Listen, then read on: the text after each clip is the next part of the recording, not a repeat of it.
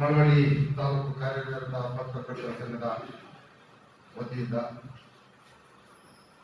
ಇದು ಮಂಡ್ಯ ಜಿಲ್ಲಾ ಕಾರ್ಯನಿರತ ಪತ್ರಕರ್ತರ ಸಂಘದ ಅಂಗಸಂಸ್ಥೆ ಇದ್ದು ಇಂದು ಪತ್ರಿಕಾ ದಿನಾಚರಣೆಯನ್ನ ವಿದ್ಯುಕ್ತವಾಗಿ ಆಚರಣೆ ಮಾಡ್ತಾ ಇದ್ದ ಸಂದರ್ಭದಲ್ಲಿ ಸಮಾರಂಭವನ್ನು ಅತ್ಯಂತ ಸಂತೋಷದಿಂದ ಉದ್ಘಾಟನೆ ನಿಮ್ಮ ಈ ತಾಲೂಕಿನ ಅಧ್ಯಕ್ಷರಂತ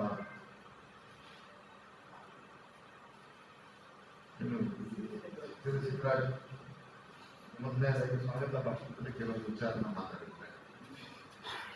ಹಾಗೆ ನಮ್ಮ ಹಿರಿಯ ಪತ್ರಕರ್ತರು ಆತ್ಮೀಯರು ಮತ್ತಿಕರೆ ಜಯವರು ಇನ್ನೇನೇನೋ ಮಾತಾಡ್ತಾರೆ ಊಟಕ್ಕೆ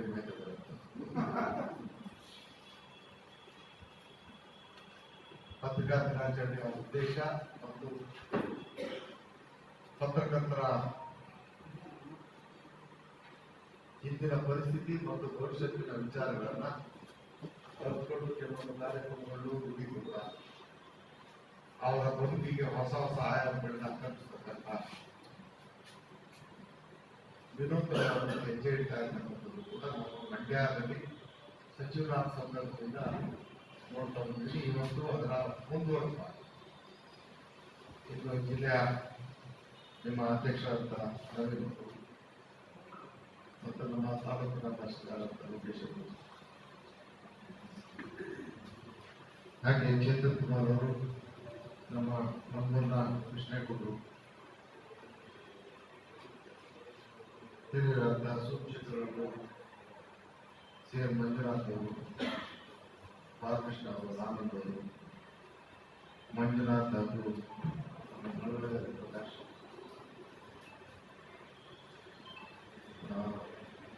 ಮತ್ತೋರ್ವ ಬಿ.ಎಸ್. ಜಯರಾಮ್ ಅವರು, ಚಿಂಕೋಡಿ ಲೋಕೇಶ್ ಹಾಗೂ ಉಮೇಶ್ ಮಾಳಿಗ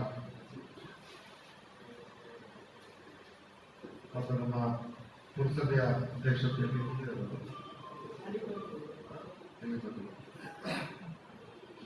ಹಾಗೂ ಎಲ್ಲ ನನ್ನ ಪತ್ರಿಕಾ ಬಳಗದ ಹಾಗೂ ಮಾಧ್ಯಮ, ದೃಶ್ಯ ಮಾಧ್ಯಮ ಹಾಗೂ ಮುದ್ರಣ ಮಾಧ್ಯಮದ ಎಲ್ಲ ನನ್ನ ಸ್ನೇಹಿತರೆ, ಯಾರ ಹೆಸರು ಕ್ಷಮಿಸಿ. ವಿಶೇಷವಾಗಿ ವಾರ್ಷಿಕವಾಗಿ ಈ ಕಾರ್ಯಕ್ರಮವನ್ನು ನಿಮ್ಮ ಅಸ್ತಿತ್ವದ ಕುರಿತಾಗಿ ಮತ್ತು ಬಳಕೆ ಮಾಡುವ ಒಂದು ಕಾರ್ಯಕ್ರಮವನ್ನು ಆಯೋಜಿಸಿದೆ. ಜಯರಾಮ್ ಅವರು ಹೇಳಿದ ರೀತಿಯಲ್ಲಿ ಸಾಂವಿಧಾನಿಕವಾಗಿ ಒಂದು ಕಾರ್ಯ ಶಾಸನ ಅದರ ಹೊರತುಪಡಿಸಿ ಅತಿ ಅವಶ್ಯಕ ಆಗ್ತದೆ. ಎಲ್ಲರಿಗೂ ಗೊತ್ತಿದೆ ವ್ಯವಸ್ಥೆ ಸ್ವಾತಂತ್ರ್ಯ ಪೂರ್ವದಲ್ಲಿ ದೇಶ ಹೇಗೆ, ಸ್ವಾತಂತ್ರ್ಯ ನಂತರ ದೇಶ ಬದಲಾವಣೆಗಳ ಜೊತೆಯಲ್ಲಿ ಆಧುನೀಕರಣದ ಜೊತೆಯಲ್ಲಿ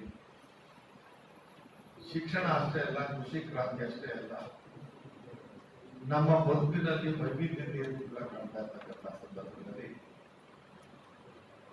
ಪೈಪೋಟಿ ಎನ್ನುವುದು ಜಾಸ್ತಿ ಎಲ್ಲ ವಿಚಾರ. ಪೈಪೋಟಿಯಲ್ಲಿ ಸ್ವಾರ್ಥ ಒಳ ಹೊಕ್ಕಾಗ ತನ್ನಷ್ಟಕ್ಕೆ ತಾನು ತಪ್ಪುಗಳು ಅಥವಾ ಆಲೋಚನೆಗಳಲ್ಲಿ ಬದಲಾವಣೆಗಳು ಸಹಜ.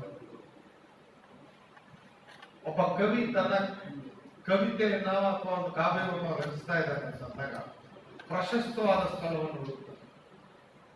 ಯಾಕೆ ಅಂತಂದ್ರೆ ಅವರ ಕಲ್ಪನೆಗಳಿಗೆ ಮಧ್ಯ ಅಡ್ಡಿ ಆತಂಕಗಳು ಇರಬಾರ್ದು. ತನ್ನ ಕಲ್ಪನೆಗಳನ್ನ ಕಾರ್ಯರೂಪಕ್ಕೆ ಯಥಾವತ್ತಾಗಿ ತರಬೇಕಂದ್ರೆ ಒಂದು ಪ್ರಶಸ್ತವಾದ ಸ್ಥಳ. ಹಾಗೆ ಯಾವುದೇ ರಂಗದಲ್ಲಿ